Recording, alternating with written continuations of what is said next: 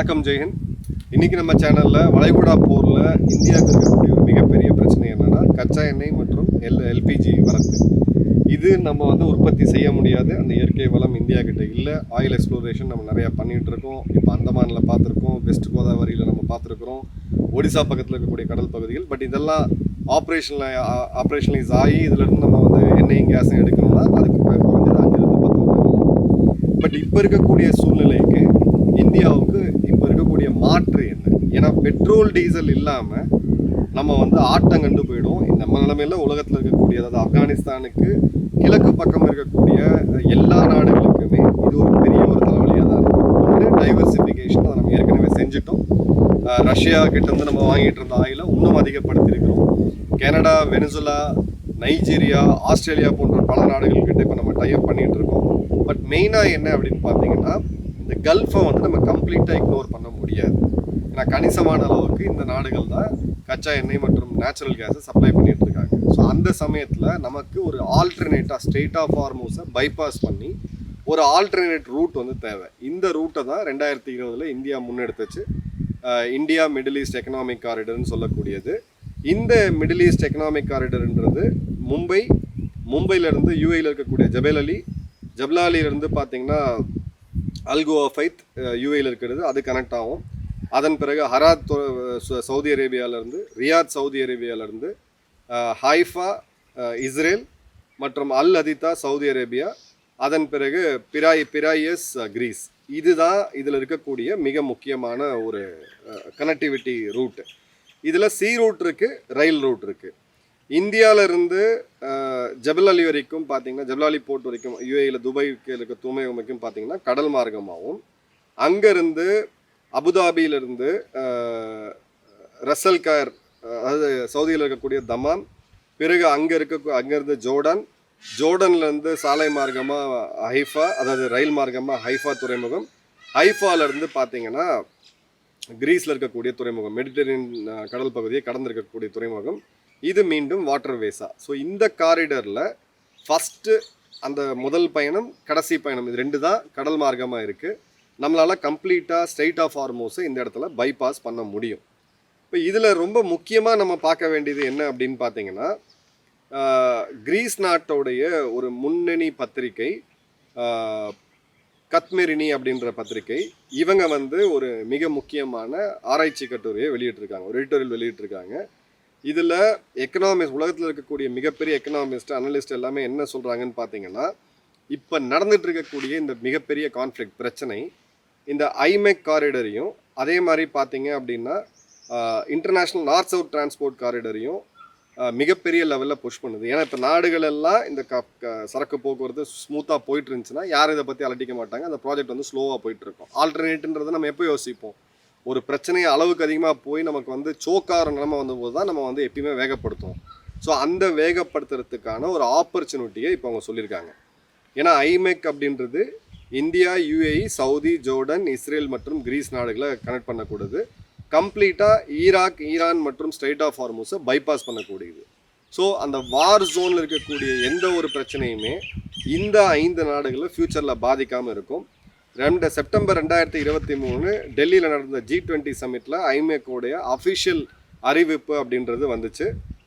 இது பார்த்தீங்க அப்படின்னா சைனாவுடைய பெல்ட் அண்ட் ரோடு இனிஷியேட்டிவ்க்கு நேரடியாக ஒரு கவுண்டர் கொடுக்கக்கூடிய ஒரு மூவாக இப்போ நம்ம பார்த்தோம்.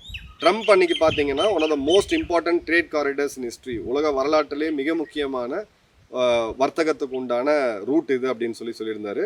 இந்த ரூட்டை நம்ம ஆப்ரேஷனலைஸ் பண்ணோம்னா நம்ம பொருட்களை அனுப்பக்கூடிய நேரம், டிரான்சிட் டைம் 30% கம்மியாகும். அதே மாதிரி கச்சா எண்ணெய் நமக்கு வரக்கூடிய டைமும் 30% கம்மியாகும். 40% நமக்கு logistics cost, strait of Hormuz வழியாக வரத்துக்கு பதிலாக இந்த வழியாக வந்தோம்னா 40% லாஜிஸ்டிக்ஸ் காஸ்ட் கம்மியாகும். இது ஐரோப்பா இந்தியாவுடைய இந்த மதர் ஆஃப் ஆல் ட்ரேட் அக்ரிமெண்ட்ஸில் இது ஒரு மிக முக்கியமான பங்கு வகிக்குது. இந்தியா பார்த்தீங்க அப்படின்னா நம்மளுடைய வெஸ்டர்ன் கோர்ட்டுடைய என்ட்ரி டெர்மினல், இது இங்கே இந்தியாவில் தான் ஸ்டார்ட் ஆகுது. ஸோ மும்பையில் இன்னொரு அடிஷனல் துறைமுகத்தை நம்ம கொண்டு வரோம் மகாராஷ்டிராவில் அப்படின்றத பார்க்குறோம். அதே மாதிரி பார்த்தீங்க அப்படின்னா சவுதி பார்த்தீங்கன்னா $20 பில்லியன் ரயில்வே லைனை இன்க்ரீஸ் பண்ணுறதுக்கு பிளான் பண்ணியிருக்காங்க. யூஏஇ பார்த்தீங்க அப்படின்னா கல்ஃப் துறைமுகங்களை சவுதி நெட்வொர்க்கோடு இணைக்கிறதுக்கு அவங்க நாட்டுக்குள்ள ரயில் பாதை அமைக்கிறதுக்கு முடிவு பண்ணியிருக்காங்க. அதே மாதிரி பார்த்தீங்கன்னா இஸ்ரேலில் இந்த மெரிட்டரேனியன் லேண்ட் பிரிட்ஜ் கல்ஃபையும் ஐரோப்பாவோட ஷிப்பிங் லைனையும் கனெக்ட் பண்ணக்கூடிய அந்த ப்ராஜெக்டை முன்னெடுத்திருக்காங்க. கிரீஸ் பார்த்தீங்கன்னா அவங்க இதுக்கு ரிசீவிங் டெர்மினலாக இருக்கிறதுனால அவங்களோட துறைமுகத்தையும் மிகப்பெரிய லெவலில் கட்டமைக்கிறதுக்கு இது பண்ணியிருக்காங்க. இப்போ இதில் இருக்கக்கூடிய மிக முக்கியமான விஷயம் என்ன அப்படின்னு தெரியுங்கன்னா, சபஹார் துறைமுகத்தில் ஷஹீத் பெஸ்தி டெர்மினல் இந்தியா வந்து கிட்டத்தட்ட $120 மில்லியன் நம்ம இன்வெஸ்ட் பண்ணியிருக்கிறோம். பட் இன்னைக்கு இருக்கக்கூடிய சூழ்நிலையில் நம்ம வந்து பாகிஸ்தானை பைபாஸ் பண்ணி ஆப்கானிஸ்தான், சென்ட்ரல் ஏஷியா மற்றும் ரஷ்யா அடையிறதுக்கு இன்டர்நேஷ்னல் நார்த் சவுத் டிரான்ஸ்போர்ட் காரிடருக்கு சபஹார் துறைமுகம் ரொம்ப முக்கியம். எப்படி யூஏயோட ஜெப்லாலி போர்ட் ரொம்ப முக்கியமோ ஐமெக் காரிடருக்கு ரஷ்யாவிலேருந்து உஸ்பெகிஸ்தான், தஜிகிஸ்தான் போன்ற சென்ட்ரல் ஆசிய நாடுகள், அங்கிருந்து ஆப்கானிஸ்தான் சாலை மற்றும் ரயில் மார்க்கமாக ஈரானில் இருக்கக்கூடிய சபஹார் துறைமுகம் அங்கிருந்து கடல் மார்க்கமாக குஜராத் மற்றும் மகாராஷ்டிரா. இப்போ இங்கே பிரச்சனையாக இருக்கிறது சபஹார் துறைமுகம் தான். ஏன்னா இந்த ஈரான் போர் முடிவுக்கு வந்து இதுக்கு ஒரு பெர்மனன்ட் சொல்யூஷன் இருக்கிற வரைக்கும் நம்ம இன்டர்நேஷ்னல் நார்த் சவுத் டிரான்ஸ்போர்ட் காரிடரை பெரிய லெவலில் முன்னெடுத்துகிட்டு போக முடியாது. ஸோ கிளியர் கட்டாக ரஃபிக் தோசானி அப்படின்ற ஒரு எக்கனாமிஸ்ட் அவர் என்ன சொல்லியிருக்காருன்னு பார்த்தீங்கன்னா, அமெரிக்காவும் இஸ்ரேலும் இந்த போரில் வெற்றி பெற்றால் இந்தியாவுக்கு வந்து பார்த்தீங்கன்னா ஐமெக் வந்து ஒரு பெரிய ஒரு ப்ராஜெக்ட் ப்ரிஃபரன்ஸாக இருக்கும் சபஹாரை விட்டுட்டு. ஈரான் ஒரு வேளை இந்த போரில் தோக்காமல் இருந்தால், இந்த சாங்ஷன்ஸ் அப்படின்னு இருந்தால் அப்படின்னு பார்த்தீங்கன்னா இந்த பெனிஃபிட்ஸ் வந்து பார்த்தீங்கன்னா இந்த வின்னர்ஸ், அதாவது சபஹார் துறைமுகத்தை அமெரிக்கா கையில் எடுக்கிறதுக்கான வாய்ப்புகள் மிக மிக அதிகமாக இருக்குது. இப்போ international north south transport corridor எடுத்தீங்க அப்படின்னா ரஷ்யாவிலிருந்து வடக்கு ஐரோப்பா, அங்கேருந்து பந்தார் அப்பாஸ் போர்ட், காஸ்பியன் சி மற்றும் ரயில் லிங்க்லேருந்து கொண்டு வரதுல பெரிய பிரச்சனை கிடையாது. பிரச்சனை எங்கன்னு பார்த்தீங்கன்னா சபஹார் துறைமுகத்துலேருந்து இந்திய துறைமுகத்துக்கு வரக்கூடிய இந்த ரூட்டு தான். ஏன்னா இந்த இடத்துல சதன் ஆங்கராக இருக்கக்கூடிய ஈரான் இன்னைக்கு ஒரு மிகப்பெரிய போரில் இருக்கிறாங்க.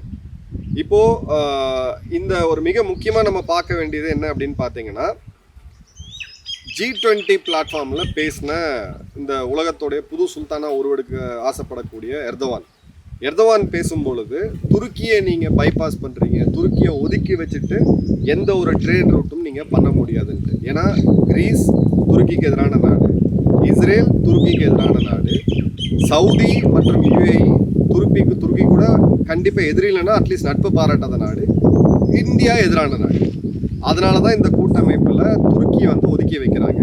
துருக்கி தானும் வருவேன் அப்படின்னு சொல்லிட்டு இந்தியா பண்ண இந்த ராஜதந்திரத்தில் மார்ஜினலைஸ் ஆகிறோன்றதை புரிஞ்சுக்கிட்டு உள்ளே வருவேன்றாங்க. ஸோ இந்த இடத்துக்கு இந்த காரிடரில் ஏதாவது பிரச்சனை வரணும் அப்படின்னா நிச்சயமாக அது துருக்கி மூலிமா தான் வரும்.